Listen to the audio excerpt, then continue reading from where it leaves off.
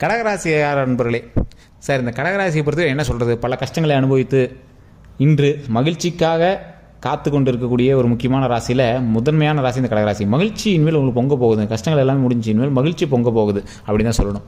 நன்மை கொட்டுவதற்கான நேரம். அப்படியே ஒரு முந்தானை அப்படியே இந்த சாமிகிட்ட வரம் வாங்கும்போது அந்த முந்தானை முன்னாடி இழுத்து சாமிகிட்ட வரம் வாங்கிய பெண்கள், அந்த மாதிரி மகிழ்ச்சியை நீங்கள் அப்படியே கை கூப்பி வரவேற்கணும். சாமிகிட்ட ஒரு பக்தியோட அந்த முந்தானையில் எப்படி சாமிகிட்ட வாங்குவாங்க, அந்த மாதிரி நீங்கள் வரம் வாங்கக்கூடிய ஒரு அருமையான நேரம். இந்த 12 நாட்கள் நீங்கள் நினைச்சது நடத்தலாம். என்ன நினைக்கணுமோ அதுக்கான தொடக்கப்புள்ளியை தொடங்கலாம், இறைவன்கிட்ட வணங்கலாம். இது யாருக்கு? இந்த கடகராசியில் கிரகங்கள் சரியாக இருக்கக்கூடிய முக்கியமான நபர்களுக்கு. அதை நீங்கள் தனிப்படையாக பார்த்து தெரிஞ்சுக்கணும் அப்படின்னா நீங்கள் தனிப்படையான ஜோதிடம் பார்த்துக்கணும். கீழே ஃபோன் நம்பர் கொடுத்துருக்கேன், அதை நீங்கள் தெளிவாக உங்களுடைய தனிப்படையான ஜோதிடத்தை பார்த்துட்டு நீங்கள் சொல்லுங்கள். ஏன்னா இந்த வீடியோ ஃபுல்லாக பார்த்துட்டு சார் என்ன நீங்கள் இப்படி சொல்கிறீங்க, கடகராசியில் ஒருத்தலாம் நல்லா தான் இருக்கிறான், ஒருத்தனுக்கு மட்டும் இப்படி இருக்குது ஏன் அப்படின்னு கேட்டிங்கன்னா, அவனுக்கு தசாபுத்தி வேறு சார், லக்கினம் வேறு சார், நட்சத்திரம் வேறு சார், அதனால தான் அவன் அப்படி இருக்கிறான், நீங்கள் அப்படி இருக்கீங்க. அதை ஏன் நீங்கள் தெரிஞ்சுக்கணும்? உங்களுக்கு இப்போ என்ன நடக்குது, உங்களுக்கு அடுத்து எப்போ நல்லது நடக்கும் அப்படிங்கிறது தனிப்படையான ஜோதிடம் பார்த்தா தானே தெரியும். நம்ம வெறும் ராசி பலனை பார்த்தே எப்படி சொல்கிறது? ஆனால் இப்போ நான் சொல்லக்கூடிய விஷயங்கள் கடகராசியில் இப்போ நடந்துட்டு இருக்குது. உங்களுக்கு நடக்கலை அப்படின்னா தனிப்படையான ஜோதிடம் பார்த்துக்கோங்க. அதாவது வரங்களில் அதிகமான வரன் கிடைக்கக்கூடிய ஒரு முக்கியமான நாள்னு சொல்லிட்டேன். கீழே டிஸ்கிரிப்ஷன் நம்பர் கொடுத்துருங்க, ஃபோன் பண்ணி தெரிஞ்சுக்கோங்க. மேலே ஃபேஸ்புக்கில் ஸ்க்ரீன்லேயே ஓடிட்டுருக்கும், பார்த்து தெரிஞ்சுக்கலாம். யூடியூப்பில் பார்த்துருக்கோங்க, டிஸ்கிரிப்ஷனில் பார்த்து தெரிஞ்சுக்கோங்க. இந்த வரம் அதிகமாக கிடைக்குது அப்படின்னா மிகப்பெரிய நன்மை பெறுவதற்கான ஒரு காலகட்டம். சரி, எல்லாத்துக்குமே ஒரு கடவுள் வச்சு ஒரு செஞ்சுட்டு கொஞ்சம் நன்மை கொடுப்பாரு பார்த்தீங்களா, அதுக்கு மேலே ஃப்ரீயாக விட்டு அப்பா இதுக்கு மேலேயாவது நல்லாடுறா அப்படின்னு விடுவாங்க பார்த்தீங்களா, அந்த மாதிரி ஒரு காலகட்டம் இப்போ நீங்கள் இருக்கிற ஸ்டேஜ் கண்டிப்பாக ஒருத்தருக்காக கடன் கொடுத்துருப்பீங்க. இதில் ஒரு சிலர் கடன் வாங்கி வச்சுருப்பீங்க. சார் எப்படின்னே தெரியல, இன்னும் கடன் வாங்கிட்டு தான் இருக்கோம், அந்த கடனை எப்படி தான் சரி பண்ணுறதுனே தெரியல அப்படின்னு தவிச்சிட்டு இருப்பீங்க. இருந்தாலும் நீங்கள் அடுத்த ஸ்டேஜ் உங்களுடைய பழைய பிரச்சனையிலேருந்து கொஞ்சம் வெளிவந்திருக்கீங்க அப்படின்னு தான் சொல்லணும். சில நாட்கள் ஹாஸ்பிட்டலில் அலைஞ்சிட்டு இருந்திருப்பீங்க, அது எல்லாமே ஓரளவு சரியாக இருக்கும். மன ரீதியான சில துன்பங்கள் இருந்திருப்பீங்க, அது எல்லாமே கொஞ்சம் அப்படியே சரியாகிட்டே வந்துட்டுருக்கோம். அதே மாதிரி கல்வி ரீதியாக இடமாற்றத்தின் மூலமாக பல கஷ்டங்களை நீங்கள் அனுபவிச்சுட்டு ஒரு இடத்துல இருக்க முடியல சார், ரொம்ப கஷ்டமாக இருக்குது சார் அப்படிலாம் சொல்லிட்டு இருந்திருப்பீங்க. அந்த கஷ்டங்கள் எல்லாமே சரியாகி இனிமேல் நிலையாக ஒரு இடத்தில் அமர்ந்து சந்தோஷமாக இருக்கக்கூடிய ஒரு முக்கியமான காலகட்டமாக இந்த காலகட்டம் அமையும். நீங்கள் கண்டிப்பாக கடன் பண விஷயத்தில் கொஞ்சம் லாபம் இருக்க தான் செய்யுதுங்க. தொழில் ரீதியாக கொஞ்சம் எஃபர்ட்லாம் கொஞ்சம் கஷ்டமாக தான் இருக்கே தவிர பணம் வந்துட்டு தான் சார் இருக்குது. ஆனால் அந்த பணத்தை ஹாப்பியாக செலவு பண்ணுற அளவுக்கு இன்னும் மனசு கிளியர் ஆகலை அப்படின்னு தான் இருப்பீங்க. இனி வரக்கூடிய காலகட்டங்களில் அது கண்டிப்பாக நடக்கும். ஒரு குறிப்பிட்ட காலகட்டமாக கணவன் மனைவி பிரிஞ்சு இருக்கக்கூடிய காலகட்டமாக இருந்திருக்கும். திருமணம் ஆகாமல் இருக்கிறவங்க திருமணம் அமையாமையே நீங்கள் காலகட்டமாக இருந்திருப்பீங்க. காதலர்கள் பிரச்சனையில் இருந்திருப்பீங்க. ஸோ இந்த மாதிரி காலகட்டமாக தான் சில காலகட்டங்கள் அமைஞ்சிருக்கும். அவங்களுக்குலாம் இனி வரக்கூடிய 12 நாட்களில் என்ன நடக்கும், அதை எப்படி நீங்கள் செஞ்சீங்க அப்படின்னா வரக்கூடிய வாழ்க்கை எப்படி அமைய போகுதுன்னு தான் நான் சொல்ல போகிறேன். இப்போவும் சொல்கிறேன், இது கடகராசியில் நடந்துகிட்ருக்கு. உங்களுக்கு நடக்கலை அப்படின்னா தனிப்படையான ஜோதிடத்தை கண்டிப்பாக பார்த்துக்கணும். கீழே நம்பர் கொடுத்துருக்கேன், நீங்கள் ஃபோன் பண்ணி உங்களுடைய பிறந்த தேதி, பிறந்த நேரம், பிறந்த ஊரை சொன்னீங்க அப்படின்னா ஆட்டோமேட்டிக்காக கிளியராக எல்லாமே சரி பண்ணி கொடுத்துடலாம். அது பிரபல ஜோதிடர் தான் உங்கள்கிட்ட பேசுவார். நிறைய ஆக்ட்ரஸும் பிரபல அரசியல் பிரமுகர்களும் இப்போதைக்கு ஃபோனில் பேசி சீக்ரெட்டாக எல்லா விஷயத்தையும் தெரிஞ்சுக்கிட்டு அவங்களோட பர்சனல் டீட்டெயில்ஸ் எல்லாமே வெளியே லீக் பண்ணாமல் நீட்டாக அவங்களுக்கு மட்டுமே எல்லா டீட்டெயில்ஸும் சொல்லிகிட்டு இருக்கோம். ஸோ உங்களுக்கு வேணும் அப்படிங்கிற பட்சத்தில் நீங்கள் ஃபோன் பண்ணி பிரபல ஜோதிடர்கிட்ட பேசிக்கலாங்க. சரிங்க, இப்போ இந்த வரம் கிடைக்கக்கூடிய காலகட்டமாக இந்த நேரம் அமையுது.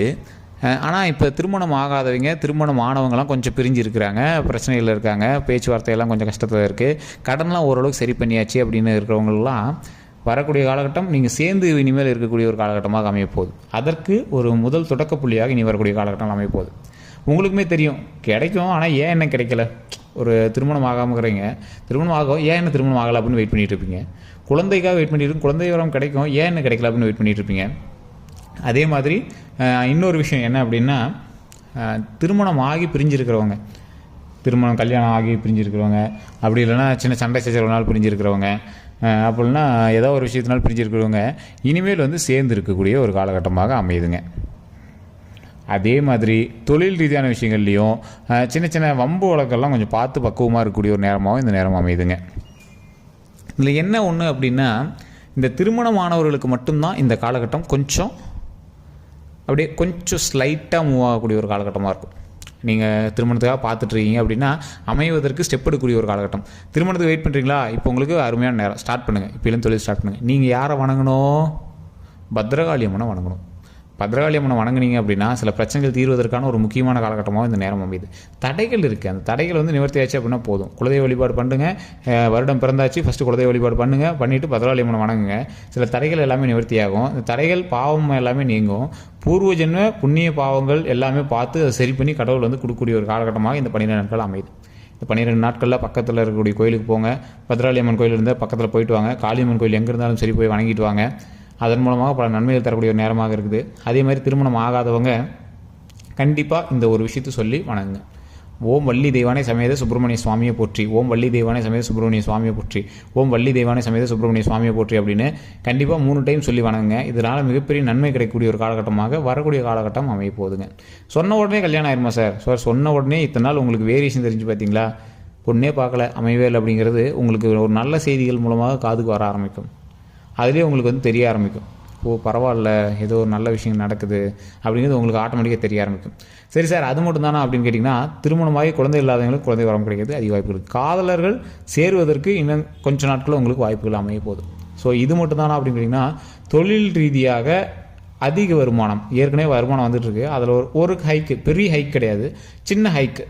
நீங்கள் தொழிலையோ இல்லை வேலைக்கு போய்ட்டுருக்கீங்க, ஏதோ ஒரு இடத்துல சின்ன ஹைக்கு, ஒரு 10,000 வந்துருக்கிற இடத்துல இன்னொரு 2,000 சேர்ந்து வருது, இல்லை ஒரு 1,000 சேர்ந்து வருது. அந்த மாதிரி ஏதோ சின்ன ஹைக்கு, அது உங்களுக்கு மிகப்பெரிய மகிழ்ச்சி தான், லாபம் தான், லாஸ்லாம் கிடையாது. அதனால் ஒரு சந்தோஷம் இருக்கக்கூடிய ஒரு காலகட்டமாக தான் அமையுதுங்க. இது மட்டும் இல்லாமல் தொழிலில் உங்களுக்கு ஹைக் இருந்தாலும் சொந்த பந்தங்களுக்கிடையே ஒரு மகிழ்ச்சியான தருணம், உங்களுக்கு எல்லாம் இணைஞ்சிருக்கக்கூடிய ஒரு தருணமாக அமையுது.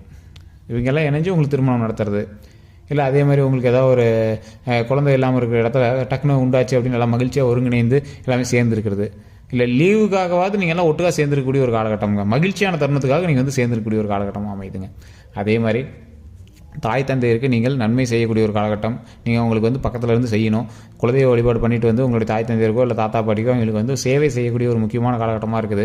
இந்த 12 நாட்களில் நான் வணங்க சொன்ன தெய்வத்தை கண்டிப்பாக வணங்க. பத்ராளியம்மன் வணங்கினீங்க அப்படின்னா மிகப்பெரிய நன்மை கிடைக்கும். பக்கத்தில் இருக்கக்கூடிய எந்த கோயிலுக்கு போனீங்க அப்படின்னாலும் காலையில் சூரிய வழிபாடு பண்ணிவிட்டு பக்கத்தில் இருக்கிற கோயிலுக்கு போயிட்டு வணங்கிட்டு எந்த ஒரு பிரச்சனையும் வராமல் பார்த்துக்கணும் அப்படின்னு வணங்கிட்டு அடுத்தது நீங்கள் போய் தொழிலை பார்க்கலாம். வாகன ரீதியான விஷயங்களில் கவனம் தேவை. தூரத்து பயணங்கள்லாம் கொஞ்சம் பார்த்து பண்ணிங்க அப்படின்னாவே போதுமானது.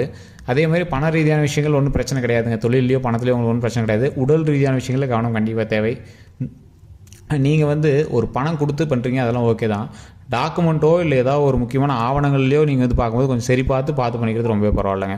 அந்த டாக்குமெண்ட் விஷயங்கள், ஆவண விஷயங்கள், வேறு யாருக்காவது செக்யூரிட்டிக்கு போகிறீங்க, ஜாமீனுக்கு போகிறீங்க அப்படின்னா அந்த மாதிரி விஷயங்கள்லாம் ரொம்ப கவனமாக இருக்கிறது ரொம்பவே முக்கியமான ஒரு விஷயமாக கருதப்படுது. அது மட்டும் இல்லாமல் தொழில் பண்ணுற இடத்துல மற்றவங்களை நம்பியோ இல்லை வேறு ஏதாவது ஒரு விஷயத்துக்காக ரொம்ப ஜெல்லாக இருக்கீங்க அப்படின்னா அந்த இடத்துல தேவையில்லாத பகையை உண்டாக்காமல் நீங்கள் வந்து இருந்தீங்க அப்படின்னா போதுமானது. இந்த கடகராசியை பொறுத்த வரைக்கும் சில இடத்துல ஏதோ ஒரு இடத்துல வாய் விட்டுருவாங்க, அவங்க கிடக்கிறான் ஏதோ வாய் விட்டுருவாங்க. அதன் மூலமாக பல பிரச்சனைகள் வர்றதுக்கான வாய்ப்புகள் இருக்குது. ஒருத்தரை பற்றி இன்னொருத்தர் சொல்கிறதுனால நன்மை கிடைக்குது அப்படின்னா அந்த விஷயத்தை வந்து தவிர்த்துக்கோங்க.